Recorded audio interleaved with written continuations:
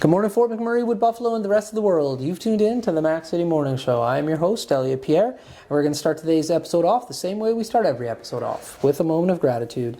I know you could be doing a million other things with your time, and the fact that you spend it with us truly does mean the world to me. So thank you. On that note, Tanner, hit him with the intro.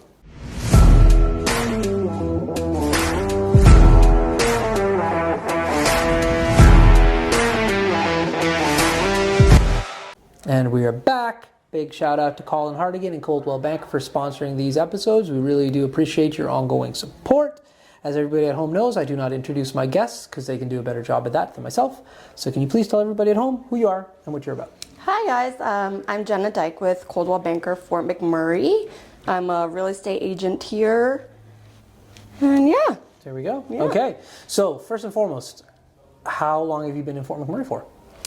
It's going on about 20 years. 20 years? Yeah. Okay, when did you move here? The start of grade 9. Okay. So starting into a fresh high school in grade 9 was not easy. What high school? Merck. That's the right answer.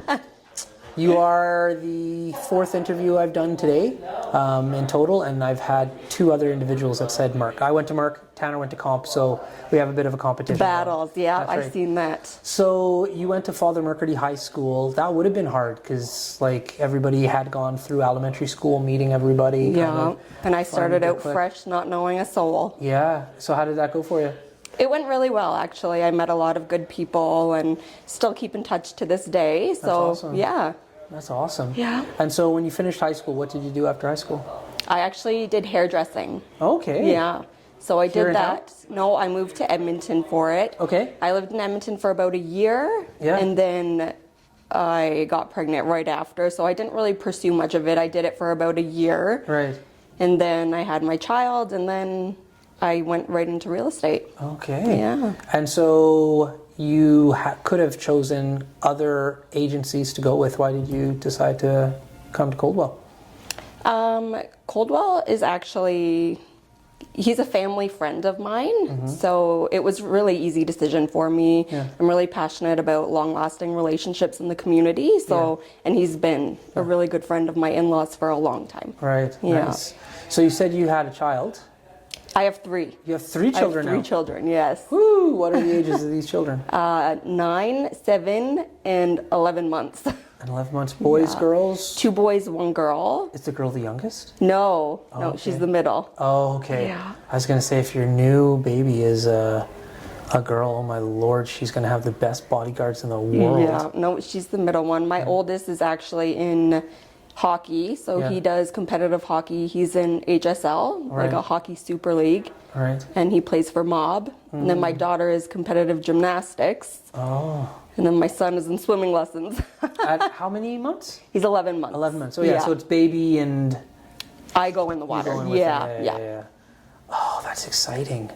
You're super busy. Oh yeah. No wonder Yeah. it was hard to tie you down to do one of these interviews. Dear Lord. Yeah. Okay, that's fun. All the kids are competitive. Yeah. Yeah. And so that's a big juggling to get from A to B and like, Yeah. a lot We of can't even play navigating. board games at the house. Like No. it's just chaos. Yeah. Yeah. Everybody's like super competitive. Yeah. That's hilarious. So where did you move from originally? So I was born in New Brunswick. I What part of moved New Brunswick? Bathurst. Okay. I moved from there when I was 7 to Ontario. In Ontario, I've lived in 3 different places, Okay. and then moved here about 20 years ago. Okay. Yeah. And I have to assume in grade 9, like it's with your family. Yes, yeah. It was with my mom and dad, my brother for work, obviously, yeah. And have they Oil field. stuck around in Fort McMurray or? Yeah, my father and my brother are still here. Oh, nice. So you do have like a base. Yeah, and then my in-laws are here, and we have lots of cousins and uncles and aunts. And Yeah. If you're from the East Coast and you're living in Fort McMurray, Half of them are here. they're here. Yeah. They're here. Yeah. It's one of those things, even when I used to spend a lot of time in the East Coast, eventually somebody'd ask, like, because everybody's so friendly in the East Coast, you're just walking down the street and like, hey, where are you from? I'm like, Yeah. oh, I'm from Fort Mac. Like, oh my God. And then it's just like, you don't get to leave. No.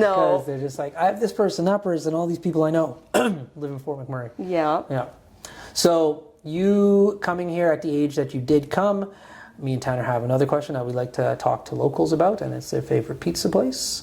Oh my God. What is your favorite pizza place in Fort McMurray?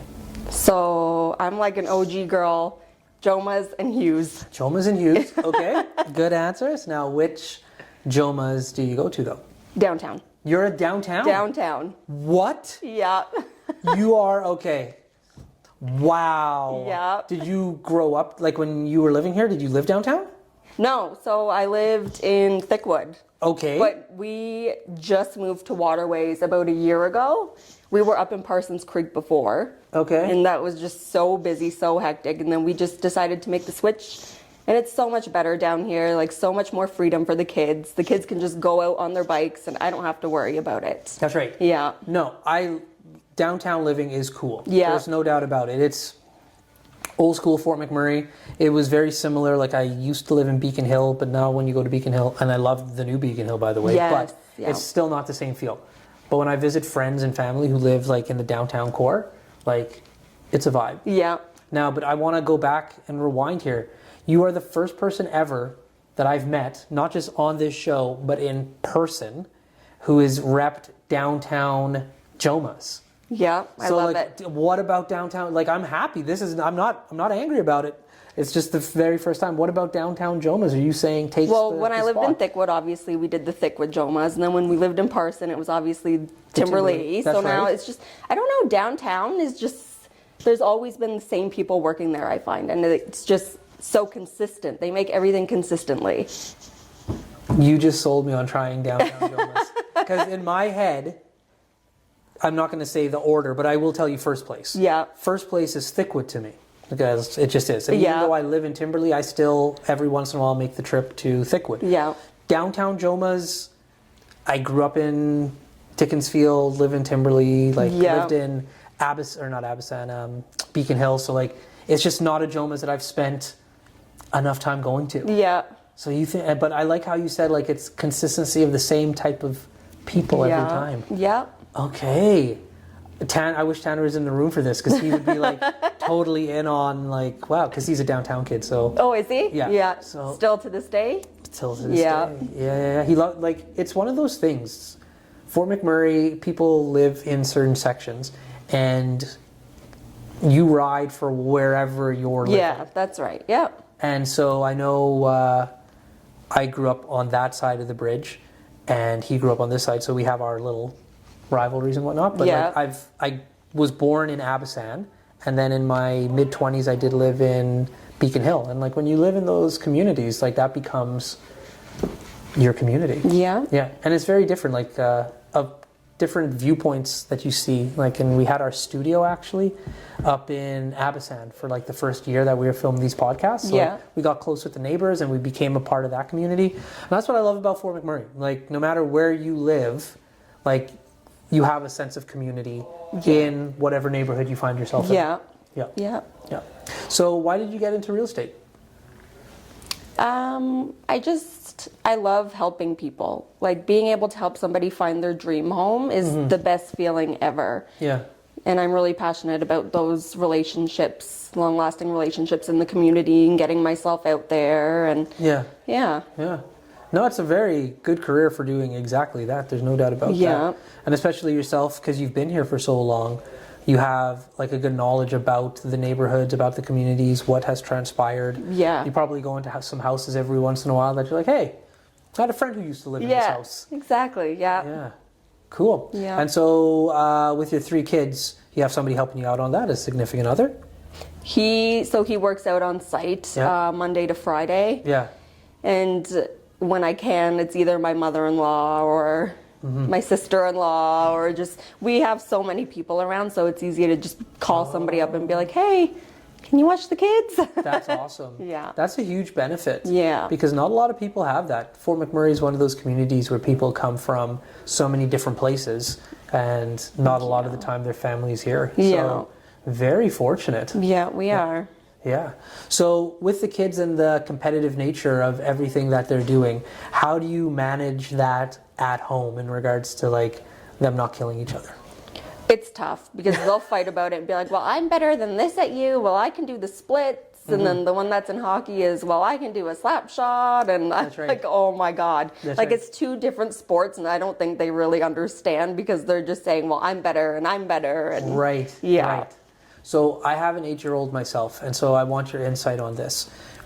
Is your children, are they drawn to the iPad? Do they watch the big television? Like what screen do they like to watch? Definitely iPad. Right? Yeah. Why? And then it's not even just like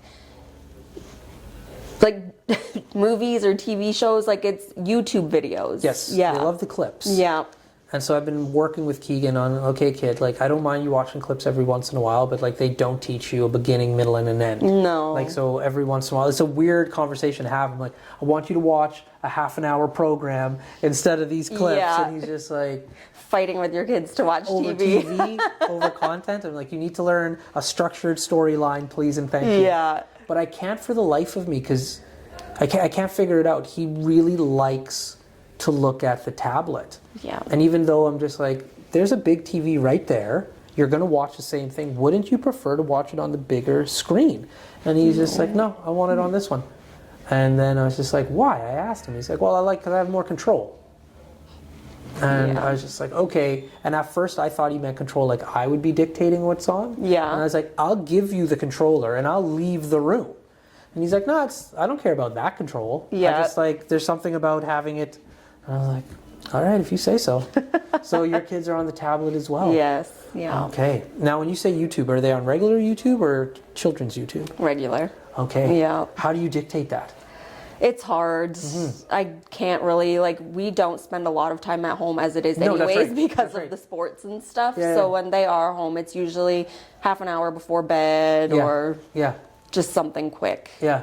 I'm the same kind of way in regards to, I just let him watch it. I try to pay attention as much as possible. But he's so busy on the go, I'm just like, man, if you're on the tablet for a half an hour or an hour, Yeah. whatever. Yeah. I look at it like the television. So some people are like, oh, they're always on the tablets. I'm like, well, we were always in front of the TV. That's right. Yeah. So it's just you're swapping one screen for Another. the other one. Yeah. Yeah.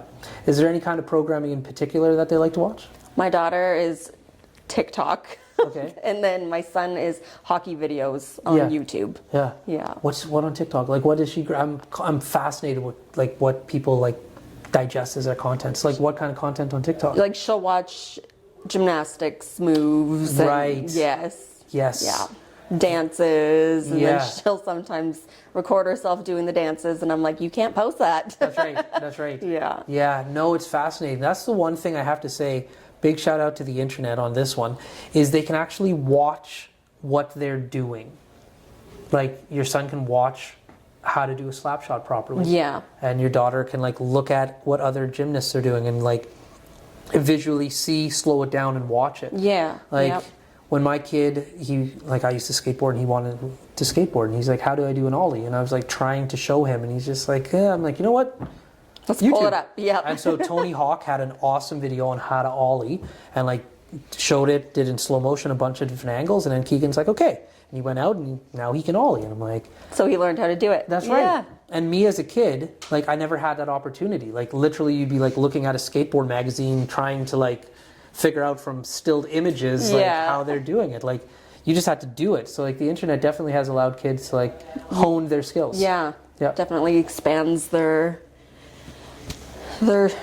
minds. That's right. Yeah. Well, listen, we've already went overboard because Tanner hasn't come back with his alarm. Okay. But that's okay. I don't mind talking to you. That being said, before I cut you loose, everybody gets a shameless shout out or plug. So you have the mic, the camera, the lights. Have fun. Awesome. So thanks for having me. You're more than welcome.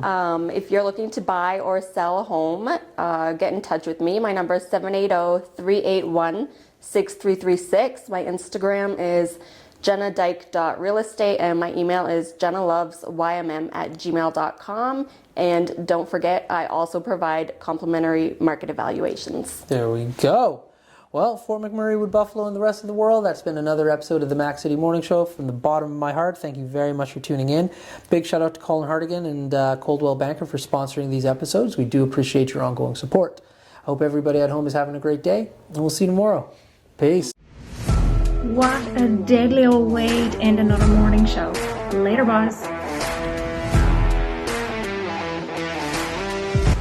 It's so ballistic!